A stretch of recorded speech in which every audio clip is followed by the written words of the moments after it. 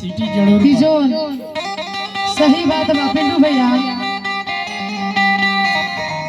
एक दिन सबके चले जाए के बा, चल जाए के बाद बारी बारी से सबकर नंबर और सबकर दिन धरा गइल बा। हाँ कहे के बा का क्या कहा कि माटी के मोह करत कंचन के काया जा अयच के में काली आई प्राण के उड़ाई रे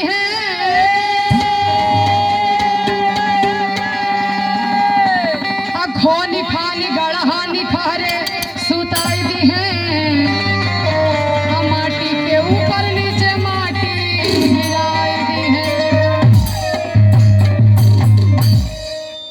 टोलवा पड़ोसवा के लोग बटोराई सभे संसार के लिहाज तनी लोर ढर काई दी है।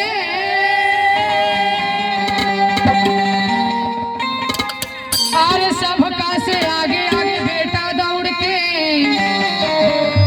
पाँच बेरी भूमि मुंह में आगे धराई।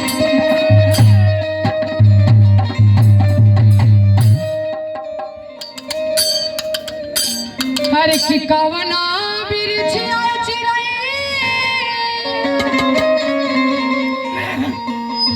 और खोतवा लगवलू जाके बोला बोला कहने लगैलू हर की कवना वीर छिया चिरई खोतवा लागवलू जाके सुन कहि के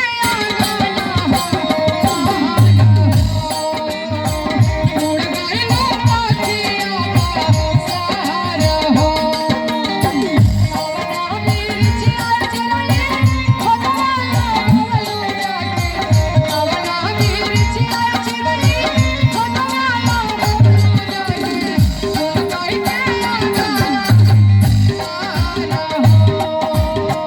उड़ गइलो पखिया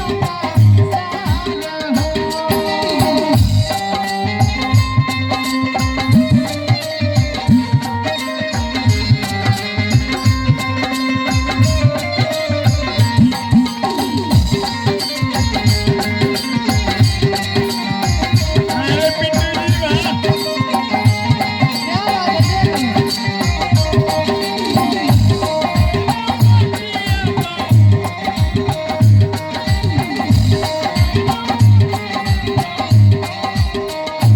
नहिया के डोरी चल गइलू चुपे चोरी कवनी कागरिया कवनी काम हो।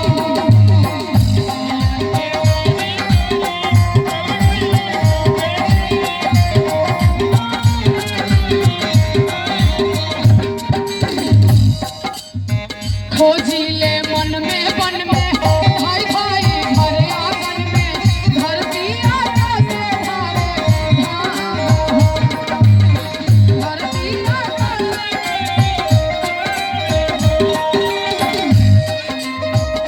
भाई भाई घर आंगन में धरती आकाश से भावे धाम हो।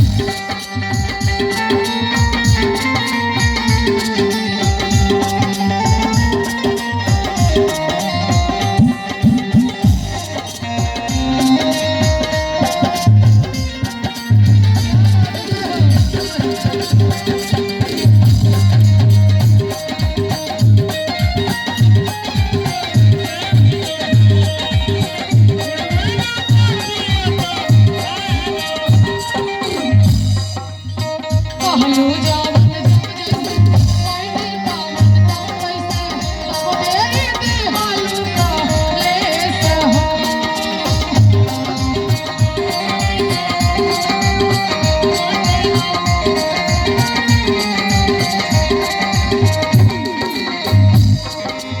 देखिए बड़ा सुंदर बबुआ सुंदर पिलरुआ विशाल कुमार ग्राम औरंगी से तरफ से हजारों हजारों रुपए का आशीर्वाद है बा और हमारे तरफ से आशीर्वाद बा।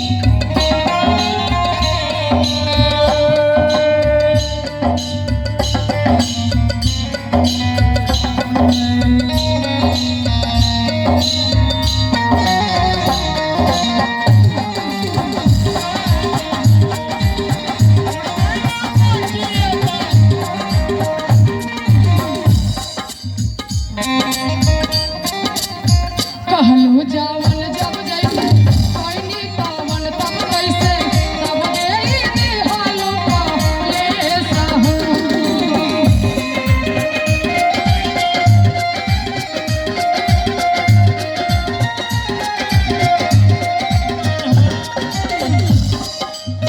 अपने ताला भी कैलू हर सदारावा अपने ताला भी कैलू हर सदारावा हमरा के छोड़िए तू उड़ गइलू राखिया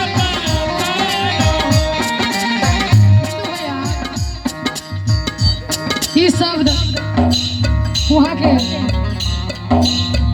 जो भी माता जी गई बनी वहाँ के चारों पुत्र अपना मुखार बिंदु से कहत रह जा कि माई तू तो चल गईलू बैतरनी नदी पार करके हमने के पाप के दुनिया में छोड़ के चल गईलू अब हमने के कैसे रह जाए कहत रह जा का अपने ताला भी गईलू हर सदारावा अपने ताला भी गईलू हर सदारावा हमरा के छोड़िए उड़ गइलू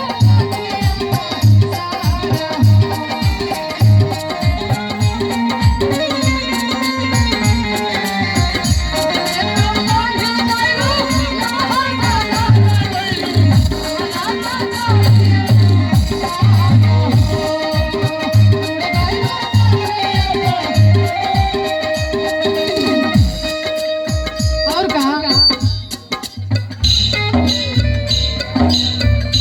तो के लेके भागो तोहरो ना भनक लागो तो के लेके भागो तोहरो ना भनक लागो कौने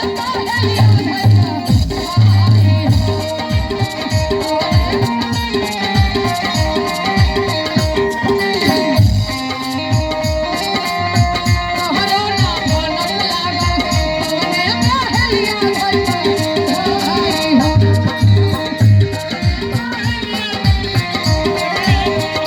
हिले ना डोले बिहल धीरहु से बोले बिहल हिले ना डोले बिहल धीरहु से बोले बिहल अटके में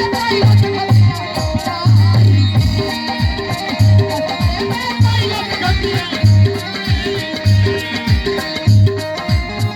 बड़ा सुंदर लाइन बा पिंटू भैया